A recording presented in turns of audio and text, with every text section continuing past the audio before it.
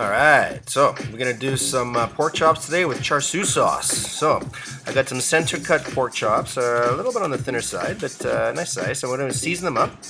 My pan's preheating. Now the char siu sauce is a fermented soya bean. It's quite sweet, and I really quite like this, especially for the barbecue. So the pan's nice and hot. We're going to put in our chops. It's a little bit of seasoning, salt and pepper on them. We're going to brown them for a few minutes. When they're nicely browned, we're going to flip them over.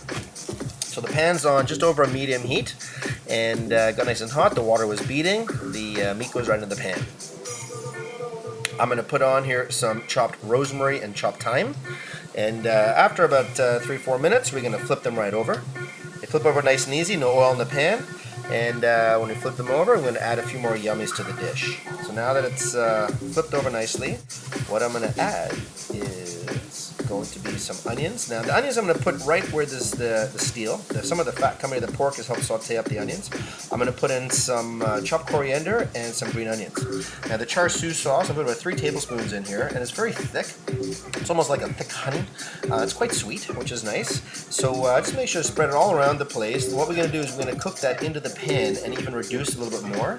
A bit of moisture will come out of the onions and the green onions as well. Right? So this is about 7 minutes later. The pork's pretty much cooked. What I'm going to just move everything around, nothing sticking, which is nice. And you don't want too high a heat because the sugar in the char siu sauce will start to burn.